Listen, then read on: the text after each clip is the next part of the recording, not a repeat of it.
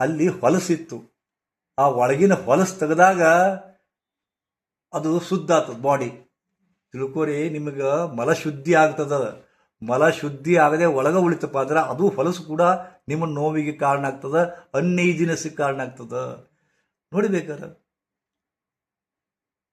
ಅಕ್ಬರ ಬೀರ್ಬಲ್ಲ ಕೇಳಿದಂತ, ನಿನಗೆ ಸುಖ ಯಾವಾಗ ಅನಿಸುತ್ತಪ್ಪ ಅಂತ ಕೇಳಿದಾಗ, ನನಗೆ ಯಾವಾಗ ಸಂಡಾಸ್ ಸಾಪ್ ಆಗಿರ್ತೈತಿ ಅವಾಗ ಸುಖ ಅನಿಸ್ತದಂತೆ. ಇದು ಕೇಳಲಿಕ್ಕೆ ಮಜಾ ಅನಿಸ್ಬೋದು, ಬಟ್ ನಿಮ್ಮ ಸ್ವಭಾವವನ್ನು ನೋಡ್ಕೊಳ್ಬೇಕಾರೆ ನಿಮಗೆ ಅವತ್ತು ಸಂಡಾಸ್ ಸಾಪ್ ಆಗಿಲ್ಲಪ್ಪ ಸುಮ್ಮನೆ ಕಿರಿಕಿರಿ ಕಿರಿಕಿರಿ ಕಿರಿ ಅನಿಸುತ್ತೆ. ಹೊಟ್ಟೆ ಎಸೋದಿಲ್ಲ, ಏನ್ರ ತಿನ್ನಾಕ ಮನಸ್ಸು ಬರೋದಿಲ್ಲ, ಇಡೀ ದಿವಸ ಕಿರಿಕಿರಿ ಇರ್ತದ್ರಿ. ನೋಡಿರ್ಬೇಕ ನಿಮ್ಮ ಮೆಂಟಾಲಿಟಿಯನ್ನು. ಅವತ್ತು ಮನಸ್ಸು ಸಂಡಾಸ್ ಸಾಪ್ ಆಗೈತಿ, ಎನಿಮಾ ತೊಗೊಂಡ್ರಿ ಅಂತ ತಿಳ್ಕೋರಿ, ಸಂಡಾಸ್ ಸಾಪ್ ಆಗೈತಿ ಅಂತ ತಿಳ್ಕೋರಿ, ಅವಾಗ ನಿಮ್ಮ ಮನಸ್ಸನ್ನು ನೋಡ್ಕೊಳ್ಬೇಕಾರೆ ಹಗರ್ ಅನ್ಸುತ್ತ. 5 kg ಹಿಡ್ದಂಗೆ ಅನಿಸುತ್ತ. ನನ್ನ ಶರೀರದ ಭಾರ 5 kg ಹಿಡ್ದತ್ ಅನ್ಸುತ್ತ. ಮತ್ತು ಅವಾಗ ಏನರ ತಿಂದ್ರೆ ರುಚಿ ಅನಿಸುತ್ತೆ. ಮತ್ತು ರುಚಿ ಅಷ್ಟೇ ಅನಿಸೋದಲ್ಲ, ತಿಂದದ್ದು ಹಜಿಮ್ ಆಗ್ತದ. ಯಾವಾಗ ರುಚಿ ಆಗ್ತದ, ಯಾವಾಗ ಹಜಿಮ್ ಆಗ್ತದ, ಅವಾಗ ಆರೋಗ್ಯದೊಳಗೆ ಡೆವಲಪ್ ಆಗ್ತದ. ಅದಕ್ಕೆ ಹೇಳ್ತಾರ ಏನಪ್ಪ ಅಂದ್ರೆ, ಅನ್ನವೇ ಜೀವ, ಅನ್ನವೇ ಮನಃ. ಊಟ ಮಾಡ್ತಿರ್ಬೇಕಾದ್ರೆ ಅನ್ನಂ ಜೀವೇತಿ ಅನ್ನಂ ಪರಬ್ರಹ್ಮ, ಅನ್ನಂ ಪ್ರಾಣೇತಿ ಅನ್ನಂ ಪರಬ್ರಹ್ಮ. ಹೌದಾ? ಅದಕ್ಕೆ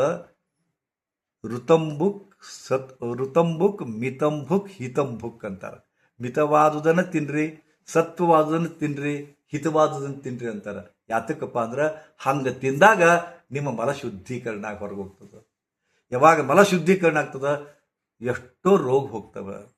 ನಿಮ್ಮ ಇಡೀ ರೋಗಗಳಿಗೆ ಮೂಲ ಕಾರಣ ಮಲ ಶುದ್ಧೀಕರಣ ಆಗದೇ ಇದ್ದದ್ದು.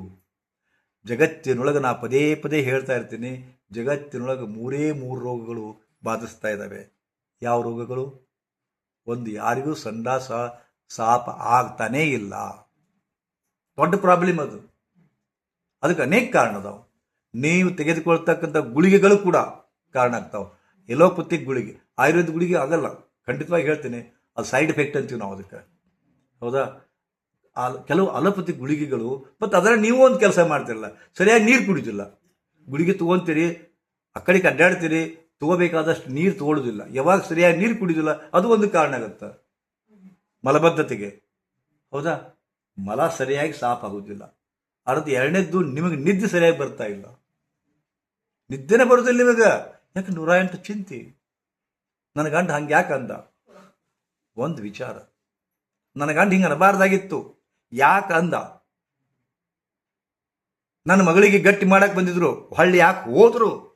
ಎಷ್ಟು ಚಿಂತೆ ಗೊತ್ತದೆ ನಿಮಗೆ? ಆ ಚಿಂತೆ ನಿಮಗೆ ಗೊತ್ತು, ಆ ಒತ್ತಡ ನಿಮಗೆ ಗೊತ್ತು. ಅವಾಗ ಸರಿನೇ ಆಗುದಿಲ್ಲ, ನಿದ್ದೆನೂ ಆಗುದಿಲ್ಲ. ಒಂದು ವಿಚಾರ ಬಂತು, ನಿದ್ದೆ ಆಗುದಿಲ್ಲ. ನನ್ನ ಮಗ ಹಿಂಗ್ಯಾಕೆ ಹೊಳ್ಳಿ ಅಂದ, ನಿದ್ದೆ ಬರುವುದಿಲ್ಲ.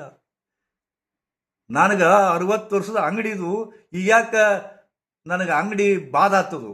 ಒಂದು 1,000 ವ್ಯಾಪಾರ ಆಗುದಿಲ್ಲ, ದಿನ 1 ಲಕ್ಷ ಆಗುದು. ಯಾಕಾತು? ಯಾವನ ಮಾಡ್ಚಾನೆ ಏನು ಬಂತು? ನಿದ್ದೆ ಹತ್ತುದಿಲ್ಲ. ಗೊತ್ತಾ? ನಿದ್ದೆ ಹತ್ತದೇ ಇರ್ಲಿಕ್ಕೆ ಅನೇಕ ಕಾರಣ ಅದಾವ. ಆದ್ರೆ ಯಾವಾಗ ನಿದ್ದೆ ಸರಿ ಹತ್ತುದಿಲ್ಲ, ಬಾಡಿ ಹೀಟ್ ಆಗುತ್ತ. ಬಾಡಿ ಯಾವಾಗ ಹೀಟ್ ಆಗುತ್ತಾ? ಸಂಡಾಸ್ ಬರುದಿಲ್ಲ. ಸಂಡಾಸ್ ಯಾವಾಗ ಬರುದಿಲ್ಲ? ಹೊಟ್ಟೆ ಹಸಿದಿಲ್ಲ. ಹೊಟ್ಟೆ ಯಾವಾಗ ಹಸಿದಿಲ್ಲ? ನಿಶಕ್ತಿ. ಒಂದಕ್ಕೊಂದು ಲಿಂಕ್ ಅದಾವ. ಒಂದು ಸಂಡಾಸ್ ಸಾಪ್ ಇಲ್ಲ, ನಿದ್ದೆ ಬರೋದಿಲ್ಲ, ಹೊಟ್ಟೆ ಹಸಿವಿಲ್ಲ. ಸಹಜವಾಗಿ ಹಸಿವೆ ಆಗಬಲ್ದು. ಹೌದಾ? ಅದಕ್ಕೆ ನಿಮ್ಮ ಜಡ್ ಬಂದಾವ. 3 ಜಡ್ ಇದ್ದದಕ್ಕೆ, 3 ಜಡ್ ಕಾಡ್ತಾ ಇರೋದಕ್ಕೆ 100 ಜಡ್ ಬಂದಾವ. 3 ಜಡ್ಡಿಗೆ 100 ಜಡ್ ಬಂದಾವ. ಹೌದಾ? ಆದ ಕಾರಣ ಸಂಡಾಸ್ ರೂಮಿಗೆ ಹೋಗ್ಬೇಕಾದ್ರೆ ಇವತ್ತು ಸಂಡಾಸ್ ಸಾಪ್ ಆಗ್ತದೆ ನನಗೆ ಅಂತ ಹೋಗ್ರಿ. ಮೊದಲು ಏನು ಹೊಕ್ಕಿದ್ರಿ ನೀವು? ಸಂಡಾಸ್ ಬರಾಕಿಲ್ಲ ಬಹುಶಃ ಅಂತ ಹೊಕ್ಕಿದ್ರಿ. ಬರೋದು ಇಲ್ಲದು. ನಾನು ಹೊಂಟಿದ್ದೀನಿ, ಹೆಚ್ಚು ನೀರು ಕುಡೀರಿ. ಮೊದಲು 1ನೇದ್ದು, ಬೆಳಗ್ಗೆ ಎದ್ದು ಕೂಡಲೇ ಸ್ವಲ್ಪ ಬಿಸಿನೀರು, ಸ್ವಲ್ಪ ಲಿಂಬೆ ಹಣ್ಣು, ಒಂದು ಸ್ವಲ್ಪ ಉಪ್ಪು ಹಾಕೊಂಡು 2 ಗ್ಲಾಸ್ ನೀರು ಕುಡಿದು ಬಿಡ್ರಿ, ತಾನೇ ಬರ್ತದೆ. ಅತಿ ಸರಳ ಅದ ರೀ. ಅದ್ರಾಗ ಬೇಕಾದ್ರೆ ನೀವು ಜೀರಿಗೆ ಹಾಕಿ ಬರ್ಬೇಕಾರೆ, ಬೆಳಗ್ಗೆ ಎದ್ದ ಕೂಡಲೇ ಅರ್ಧ ಲಿಂಬೆ ಹಣ್ಣು, ಒಂದು ಹಿಡಿ ಜೀರಿಗೆ ಮತ್ತು ಒಂದು ಅರ್ಧ ಚಮಚ ಜೀರಿಗೆ, ಇನ್ನೂ ಸಾಧ್ಯ ಆದ್ರೆ ಒಂದಿಷ್ಟೇ ಒಂದು ಸಾಸಿವೆ ಕಾಳಷ್ಟು ಇಂಗು. ಏನು ಸಂಡಾಸ ಸಾಪಾಗ್ತದ, ಏನು ಹೆಣ್ಮತ್ತು ಬೇಕಾಗಿಲ್ಲ, ಏನು ಬೇಕಾಗಿಲ್ಲ. ಇವಾಗ ಸಂಡಾಸ ಸಾಪಾಗ್ತದ, ಮನಸ್ಸು ಪ್ರಸನ್ನ ಆಗ್ತದ. ಇದು ನಿಮ್ಮ ಆರೋಗ್ಯಕ್ಕೆ ಮೂಲ ಕಾರಣ ಆಗ್ತದೆ. ಆದ ಕಾರಣ ಮನಸ್ಸಿನಲ್ಲಿ ನಿಷೇಧಾತ್ಮಕ ವಿಚಾರವನ್ನು ಬಿಟ್ಟು ಬಿಡಿ.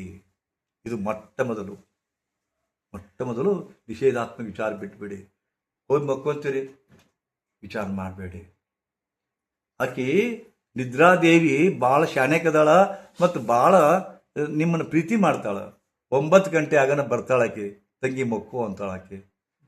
ನೀವೇನಂತೀರಿ, ನನಗೆ ಇನ್ನೂ 4 TV ಚಾನಲ್ ನೋಡುವ, ನೀ ಹೋಗ್ ಅಂತೀನಿ. ನಾ ಇನ್ನೂ 4-5 ಚಾನಲ್ ನೋಡ್ಬೇಕು, ರಾಘವೇಂದ್ರ ಅಭಿಭವ ನೋಡ್ಬೇಕು. ನಿನ್ನೆ ಆಕೆ ಗಂಡ ಹೆಂಡತಿ ಮಾತಾಡಿದ್ದಿಲ್ಲಂತ, ಇವತ್ತು ಮಾತಾಡ್ತಾರೆ, ಇಲ್ಲಿ ನೋಡ್ಬೇಕು. ನಿನ್ ಗಂಡ ಹೆಂಡತಿ ಅವ್ರು ಮಾತು ಬಿಟ್ಟಾರ, ಅದಕ್ಕೆ ಇವತ್ತಿನ ಇದ್ರೊಳಗರೆ ಮಾತಾಡ್ತಾರೆ, ಇಲ್ಲಿ ನೋಡ್ಬೇಕಾಯ್ತು ನನಗೆ, ನೀ ಹೋಗ್ ಅಂತೀವಿ ನಾವು. 9 ಗಂಟೆಗೆ ನಿದ್ರಾದೇವಿ ಬಂದಿದ್ಲ, ಕಳಿಸಿದ್ರಿ ವಾಪಸ್ಸು. ಎಲ್ಲ ನೋಡ್ತೀರಿ, ಎಲ್ಲ ನೋಡಿ 11:30 ಆಗುತ್ತೆ. 11:30 ಆಗೇ ಬೀಗರು ಬರ್ತಾರ 11:30ಗೆ, ಅವ್ರನ್ನ ಮತ್ತೆ ಮಲಗಿಸ್ತೀರಿ. ಮಲಗಿಸಿ ನೀವು ಹೋಗ್ತೀರಿ, ಮಕ್ಕೊಂತೀರಿ, ನಿದ್ದಿ ಬಾ ಅಂತೀರಿ. ನೀವು ಕರೆದಾಗ ಬರೋಕೆ ನಾನು ದಾಸಿ ಮಾಡಿ ನಾನು ಅಂತಾಳಕಿ. ನಾ ಯಾವಾಗ ಕರಿತೀನಿ ಅವಾಗ ಬರ್ಬೇಕು ಮಗಳ, ಈ ನೀ ಮಕ್ಕೊಂಡಿದ್ರೆ ನಾ ಹೋಗಿರ್ತೀನಿ ನೋಡು ಅಂತಂತಾಳಕಿ. ನಿದ್ದೆ ಹತ್ತದಲ್ಲ, ಅಯ್ಯ ಕೊಡ್ತೀರಿ. ಈಗ ನಿಮ್ಮ ನಿದ್ದೆ ಹತ್ತಿದ್ರು ಗೊತ್ತಾಗುದಿಲ್ಲ, ನಿದ್ದೆ ಮಾಡ್ತಾ ಇದ್ದೀನೂ ಗೊತ್ತಾಗುದಿಲ್ಲ, ನಿದ್ದೆ ಹತ್ತಿಲ್ಲದ ಗೊತ್ತಾಗುದಿಲ್ಲ. ಎಷ್ಟೋ ಮಂದಿ 14 ವರ್ಷ ಆದ್ರೆ ನಮ್ಮ ನಿದ್ದಿನ ಹತ್ತಿಲ್ಲ ಅಂತ 14 ವರ್ಷ ನಿದ್ದಿನೇ ಇಲ್ಲಂತಾರ ಎಷ್ಟೋ ಮಂದಿ. ಮತ್ತೆ ಏನ್ ಮಾಡ್ತೀರಿ, ಹಿಂಗೆ ಹೋಗ್ಕೊಂಡ್ಬಿಡ್ತೀವ್ರಿ, ಛತ್ ನೋಡ್ಕೊಂತ, ಲೈಟ್ ನೋಡ್ಕೊಂತ, ಈ ಇದು ಹುಕ್ ಕಾಣಿಸುತ್ತ, ಪ್ಯಾನ್ ಇಟ ಯಾಕೆ ತಿರುಗುತ್ತ, ಇಟ ಚಂಪ್ಕೊಂತ ಹೋಗ್ತದೆ. ಮನಸ್ಸಿನಾಗ ಒಂದು ವಿಚಾರ ಬಂದ್ರೆ ಸಾಕು ನೋಡ್ರಿ, ಮಾತ್ರ ಹೀಗೆ ಹಿಂಗೆ ಹಿಂಗೆ ಹಿಂಗೆ ಹಿಂಗೆ ಹಿಂಗೆ ಹೋಗ್ಬಿಡ್ತದ. ಒಂದು ವಿಚಾರ ಕೊಡ್ಬೇಕಾರೆ ಲಿಂಕ್ ಸಿಕ್ತಿಲ್ಲೋ, ನೀ ಹೆಂಗೆ ನಮ್ಮ ದೇಹ ನಮ್ಮ ಮನಸ್ಸು ನೋಡೇನೆ ಈ ಮೊಬೈಲ್ ಮಾಡ್ಯಾರ. ಒಂದು ಯಾವ್ದಾರ ಒಂದು ನೋಡಿರ್ಬೇಕಾರೆ ಯೋಗ ಅಂತ ಹೊಡ್ರಿ, ಎಲ್ಲ ಯೋಗಾನ ಬರ್ತಾವ. ಯೋಗಾಶ್ರಮ ಅಂತ ಹೊಡ್ರಿ, ಎಲ್ಲ ಯೋಗಾಶ್ರಮ ಬರ್ತಾವ. ಯಾವುದೋ ಒಂದು ಹೊಲಸು ನೋಡ್ರಿ, ಆ ಹೊಲಸ ಬರ್ತಾವ. ಹಂಗ ಮನಸ್ಸಿಗೆ ಒಂದು ಏನ್ರ ಕೊಟ್ರಿಲ್ಲೋ ಅದೋ ಮಾಡ್ತತು. ಎಷ್ಟು ಕೆಟ್ಟೈತಿ ಮನಸ್ಸಂದ್ರ, ನಾ ಎಷ್ಟೋ ಮಂದಿಗೆ ಹೇಳ್ತೀನಿ, ಧ್ಯಾನ ಮಾಡೋದ್ರಿಂದ ಲಗುನ ಹತ್ತಿ ನಿಂತ್ಕೊಂಡು ಓಂ ಅನ್ರಿಪ್ಪ ಅಂತ್ಕೊಂಡು ಧ್ಯಾನ ಯಾಕೆ ಮಾಡಬೇಕು, ಮನಸ್ಸು ಪ್ರಸನ್ನ ಆಗಬೇಕು, ಶಾಂತ ಆಗಬೇಕು. ಹೌದಾ? ಅಂದ್ರೆ ಮೊದಲು 5-6 ಸಲ ಓಂ ಹೇಳ್ರಿ, ಆಮೇಲೆ ಧ್ಯಾನ ಹತ್ತದ ಹೇಳ್ತೀನಿ. ಇವರು ಓಂ ಅಂತಾರ, 1 ಸಲ ಅಂತಾರ, 2 ಸಲ ಅಂತಾರ, 3 ಸಲ ಅನ್ನೋ ಮುಂದೆ ಓಂ ಅವನು ಓಂಕಾರಪ್ಪ ಮಂಗೇಶ್ವರ ಮಗ ಬಂತಪ್ಪ ವಿಚಾರ. ಓಂ ಅಂದಿದ್ದಕ್ಕೆ ಓಂಕಾರಪ್ಪ ನೆನಪಾದ. ಓಂಕಾರಪ್ಪ ಮಂಗೇಶ್ವರ ಮಗ 10,000 ರೂಪಾಯಿ ಸೋನನ ನಾಳೆ ಕೊಡ್ತೀನಿ ಅಂತ ಹೋಗಿ 3 ವರ್ಷ ಆಯ್ತು, ಕೊಡವಲ್ಲ, ಏನ್ ಮಾಡ್ಬೇಕು ಇವನು ಅವನು ಅಂತಿಕೊಂಡು. ಅವಾಗ ಮತ್ತೆ ಒಂದು ವಿಚಾರ ಬರ್ತದ, ಏನ್ 4 ಮಂದಿ ಹಿಡಿದು ಒದಿಸ್ತಂದ್ರೆ ಒದಿಸ್ತಾನೆ ನೀನು ತಿಳಿಸ್ತಾರೆ. ಅವ್ರ ಗೆಳೆಯಾಗ ಹೋಗಿ ಹೇಳಿದೇನು ಹಿಂಗ ಟೈಮ್ ಹೋಗಿದ್ದ ಗೊತ್ತೋದಿಲ್ಲ, 4 ತಾಸು 5 ತಾಸು ನಿಮಗೆ ಮಕ್ಕೊಂಡಿನೋ ಎಚ್ಚರದಿನೋ ಗೊತ್ತಾಗುದಿಲ್ಲ. ಗೊತ್ತಾಗುತ್ತಾ? ಹಿಂಗಾಗಿ ಯಾವಾಗ ನಿದ್ದೆ ಸರಿ ಆಗುದಿಲ್ಲ, ಮುಗೀತು ಆಲಸ್ಯತನ, ಏನು ಕೆಲಸ ಮಾಡಕ್ಕೆ ಮನಸ್ಬರ್ದಿಲ್ರಿ. ಯಾವಾಗ ನಿದ್ದೆ ಸರಿ ಆಗುದಿಲ್ಲ, ಕೆಲಸ ಮಾಡಕ್ಕೆ ಮನಸ್ಬೋದಿಲ್ಲ. ಯಾವಾಗ ಸಂಡ ಸಾಪ್ ಆಗುದಿಲ್ಲ, ಕೆಲಸ ಮಾಡಕ್ಕೆ ಮನಸ್ಬರ್ದಿಲ್ಲ. ಅದಕ್ಕೆ ಭಾಳ ಎಚ್ಚರಿಕೆ ಇರಲಿ. ನಿಮ್ಮ ದೇಹ ಕೆಡ್ತಿಲ್ಲೋ ಯಾವ ಮಗನೂ ಬರೋದಿಲ್ಲ ನಿಮ್ಮನ್ನು ಕಾಪಾಡಕ್ಕೆ. ಸ್ವತಃ ಗಂಡನೂ ಬರೋದಿಲ್ಲ, ಸ್ವತಃ ಮಕ್ಕಳು ಬರೋದಿಲ್ಲ, ನಿಮ್ಮ ಮೌನೂ ಬರೋದಿಲ್ಲ, ನಿಮ್ಮ ಅಪ್ಪನೂ ಬರೋದಿಲ್ಲ. ನಿಮ್ಮ ಕೆಟ್ಟಿಲ್ಲೋ ನೀವೇ ಅನುಭವಿಸ್ಬೇಕು. ಲಕ್ಕ ಹೊಡಿತಂತ ತಿಳ್ಕೊರಿ ನಿಮಗೆ. ಭಾಳ ಆದ್ರೆ ಅಯ್ಯಯ್ಯ ನೀನು ಚಲೋ ಇದ್ದಲ್ಲ, ಹೀಗ್ಯಾಕತ್ತು, ಆ ಬಂದಾಗಿತ್ತು, ಮುಗಿತ ಹೋದ್ರು ಇಟ ಲಚ್ಕೊಟ್ಟು ಹೊಡೋಗ್ಬಿಡ್ತಾರ. ಅನುಭವಿಸ್ತಾರೆ ಯಾರು? ನೀವು. ಅವ್ರು ಬಂದು ಒಂದು ಬೆಡ್ ಕೊಟ್ಟು ಮತ್ತೆ ಸಂಡ ಸಾಪಾಲ ಮಾರಿ ಹೋಗ್ತಾರ. ಬರೋ ಮುಂದೆ ಹಂಗ ಬಂದಿರೋದಿಲ್ಲ, ಅವರು ಬ್ರೆಡ್ ತೊಗೊಂಬರ್ತಾರ, ಸಂಡ ಸಾಲ ಹಡ್ದಂಗ. ಆ ಬ್ರೆಡ್ ತಿಂತೀರಿ, ಅವು ತರೋದ ಅವರು ಪಾರ್ಲೇಜಿ ಬಿಸ್ಕಿಟ್ ತಂದಿರ್ತಾರ. ಪಾರ್ಲೇಜಿ ಬಿಸ್ಕಿಟ್ ತರ್ಬೇಕು, ಪಾರ್ಲೇಜಿ ಬಿಸ್ಕಿಟು ಬ್ರೆಡ್ಡು ಬನ್ನು ತಂದಿರ್ತಾರ ಅವ್ನು ತಿಂತೀರಿ ಮತ್ ಸಡ್ಡ ಸಾಕಾಗೋದಿಲ್ಲ. ಮತ್ ಜಡ್ಡು ಬಂತಪ್ಪ. ಬಂದ ಈಗ ಒಂದು ಪದ್ಧತಿ ಐತಿ ನೋಡು. ಬಾಣಂತಿಯರ ಕಡೆ, ರೋಗಿಗಳ ಕಡೆ, ಗುರುಗಳ ಕಡೆ ಹೋಗ್ಬೇಕಾದ್ರೆ ಖಾಲಿ ಕೈಲಿ ಹೋಗ್ಬಾರ್ದಪ್ಪ. ತಂದಿರ್ತಾರ ಅವರು ಬ್ರೆಡ್ಡು ಬಿಸ್ಕಿಟು ಚಾ. ಹೌದಾ? ಅವಾಗ ಹಿಂಗ ಆಗ್ಬಾರ್ದಾಗಿತ್ತಾರ. ತಂಗಿ ಹಿಂಗ ಯಾಕತ್ತು? BP ಇತ್ತು ನಿನಗ? ಡಾಕ್ಟ್ರಿಗೆ ತೋರಿಸಿದ್ದಿಲ್ಲೇನು? 108 ಮಾತಾಡಿ ಮತ್ತಿಟ್ಟು ಅವ್ವ ಲಘು ತೋರಿಸ್ಬೇಕವ ಇಕ್ಕಟ್ಟು ನನಗೆ ರಿಪೇರಿನ ಆಗೋದಿಲ್ಲ ಅದು. ಮತ್ತೊಂದು ಹೋಗ್ತಾರೆ ತಾವು. ಹೌದಾ? ನೀವು ಮಕ್ಕೊಂಡಿರ್ತೀರಲ್ಲ, ಮಕ್ಕೊಂಡಾಗ ಅದು ಕ್ಯಾನ್ಸರ್ ಗಿನ್ಸರ್ ಆಗೈತೆ ನೋಡ ಯವ್ವ ಅಂತಾರೆ. ಮತ್ತೆ ಕ್ಯಾನ್ಸರ್ ಆಗ್ಲಿಕ್ಕೆ ಮತ್ತೆ ನಿಮ್ಮ ಮನಸ್ಸಲ್ಲಿ ಬಂತ, ಹೌದು ನನಗೆ ಕ್ಯಾನ್ಸರ್ ಆಗಿರ್ಬೇಕು. ಹಿಂಗೆ ತಲೆಯಾಗ 108 ಮಂದಿ ತುಂಬೇಕಾರ ಅನುಭವಿಸೋರು ನೀವು. ಹೌದಾ? ಯಾರು ಏನೇ ಹೇಳಿ ಸಬ್ ಕಾ ಸುನನಾ ಅಪ್ನಾ ಕರ್ನಾ. ಎಲ್ಲರದು ಕೇಳ್ರಿ. ಅವಾಗ ಜಾಡಿಸ್ರಿ ಮೈ ಎಲ್ಲ. ನನಗೇನಾಗಿಲ್ಲ ನಡೆ. ಅವ್ರಿಗೆ ಕ್ಯಾನ್ಸರ್ ಆಗೈತಾರ ಅನ್ಲಿ, ಲಕ್ಕ ಹೊಡೆದಾರ ಅನ್ರಿ, ಬ್ರೇನಿಗೆ ಹ್ಯಾಮ್ರೇಜ್ ಆಗೈತೆ ಅನ್ಲಿ, ನನಗೇನು ಆಗಿಲ್ಲ ತಿಳ್ಕೊ ಎದ್ದೇಳ್ರಿ, ಏನೂ ಆಗಿರ್ತಿಲ್ಲ ನಡೆ. ಶ್ರೀ ಗುರುದೇವ್.